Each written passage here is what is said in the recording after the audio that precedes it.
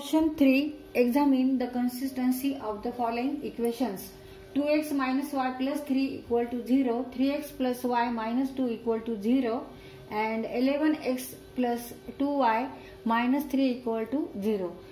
These three equations are linear equations in two variables x and y.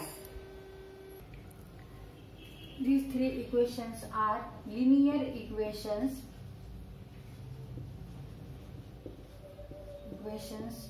in two variables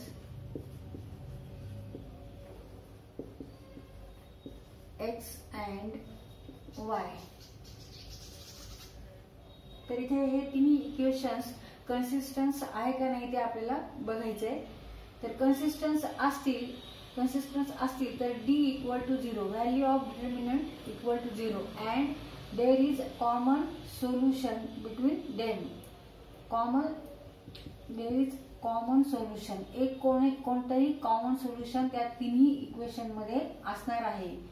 there is a common solution between these three equation. Between these three equations, तर ह्या दोन अटी लागू असेल तरच ह्याचा अर्थ ते इक्वेशन्स कन्सिस्टन्स आहे असा होतो. Then and then these three equations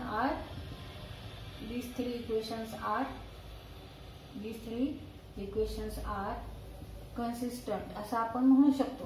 जेव्हा त्यांची व्हॅल्यू डिटर्मिनंटची व्हॅल्यू पण 0 पाहिजे आणि एखादं कॉमन सोल्युशन जर तिन्ही मध्ये असेल तर याचा अर्थ ते इक्वेशन कन्सिस्टंट आहे.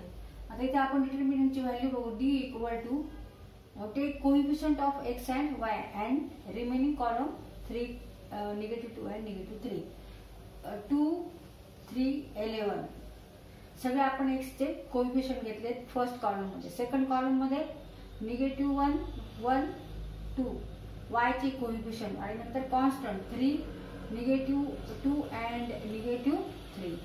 इथे एक्सपान्शन फॉर्म्युला वापरायचा. Use your expansion formula.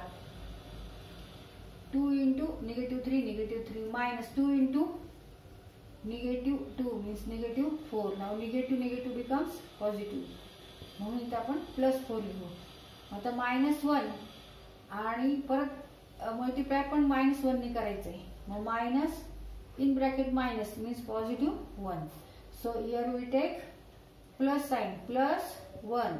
+1 ने multiply करायचे. Take remaining elements which are not first row and second column. 3 into -3 -9 minus 11 into 2 11 into -2 -22. Negative become here positive 22. Plus 3 ने मल्टिप्लाय करायचे. Remaining elements which are not in first row and third column. आता हे elements आहेत. हा second ऑर्डरचा determinant आहे. तर ते आपण काय करत असतो, take cross multiplication and minus 3 into 2 इथे जसं केलं तसंच 3 into 2 6 minus 11 into 1 11. मग हे आपल्याला सॉल्व्ह करायचंय. 2 1 प्लस 1 22 वजा 9 म्हणजे किती येणार आहेत 13 plus 3 minus 5 2 plus 13 minus 15. 2 plus 13 2 अधिक 13 बरोबर 15. 15 वजा 15 15 minus 15 इक्वल टू 0. म्हणजे डी ची व्हॅल्यू इथे 0 आलेली आहे. आता आपण सेकंड ऑप्शन बघू, कॉमन सोल्युशन आहे का यांच्यामध्ये. तर इथे ह्या दोन इक्वेशनचा आपण आधी विचार करू. 2x minus y plus 3 equal to 0, 3x plus y minus 2 equal to 0.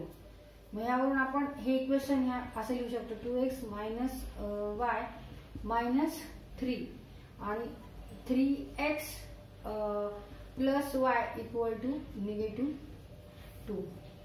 Positive 2.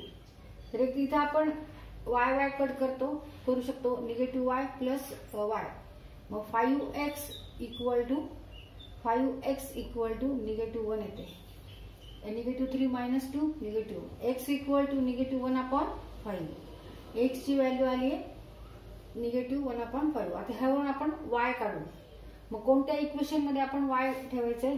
Now take here equation 2x - y = -3. आपण हे इक्वेशन घेतलंय.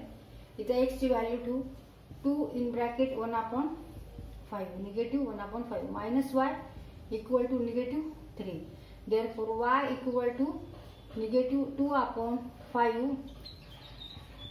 ही टर्म इकडे घेतली प्लस 3 -2 प्लस 15/5 मीन्स 13/5. y = -13/5. आता ह्या दोन इक्वेशन वरून आपण x आणि y काढलेले. आता हे x आणि y ची व्हॅल्यू आता कुठे ठेवायची? आपल्याला ह्या थर्ड इक्वेशन मध्ये ठेवायची. आणि हे सॅटिस्फाय होतं का नाही बघायचं. ह्या दोन इक्वेशन वरून आपण x y काढले. थर्ड इक्वेशन मध्ये x आणि y ची व्हॅल्यू ठेवून =0 येतं का नाही ते आपल्याला बघायचं.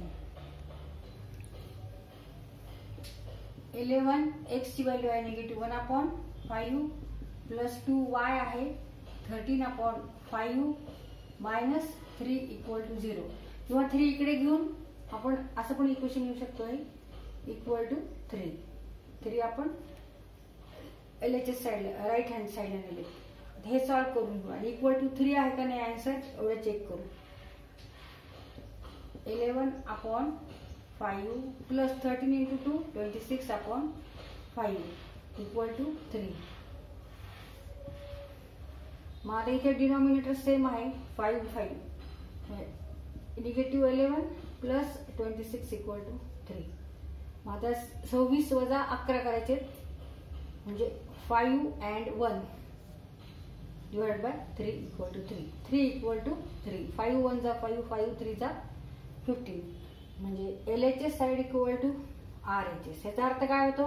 हे इक्वेशन सॅटिस्फाय झालं. थर्ड इक्वेशन जेव्हा आपण x ची व्हॅल्यू -1/5 ठेवली आणि y ची व्हॅल्यू 13/5 ठेवली. ह्याचाच अर्थ काय होतो? x and y these are common solution. x = x, y = x = -1/5 and 13/5. Now this is common solution. हे कॉमन सोल्युशन आहे तिन्ही इक्वेशन साठी. म्हणजे ह्या व्हॅल्यू आपण कोणत्याही इक्वेशन मध्ये ठेवल्या तर ते इक्वेशन काय होणार आहे? सॅटिस्फाय होणार आहे. आता ह्या इक्वेशन मध्ये ठेवलं ते =0 येणार आहे. परत x आणि y ची ही व्हॅल्यू ठेवली, सॉल्व केला आपण तर आन्सर किती येणार आहे? 0. परत ह्यात ठेवला आपण ह्या व्हॅल्यू, आन्सर येणार आहे 0. म्हणजे दिस इज कॉमन सोल्युशन. त्यामुळे आता हे तिन्ही इक्वेशन्स आपण काय म्हणू शकतो? कन्सिस्टंट आहे. Here D = 0 and common solution is x, y = -1/5 and 13/5. म्हणजे व्हॅल्यू डिटर्मिनंटची व्हॅल्यू सुद्धा 0 आलेली आहे आणि कॉमन सोल्युशन पण आहे तिन्ही इक्वेशन मध्ये. म्हणून hence the given equations are consistent.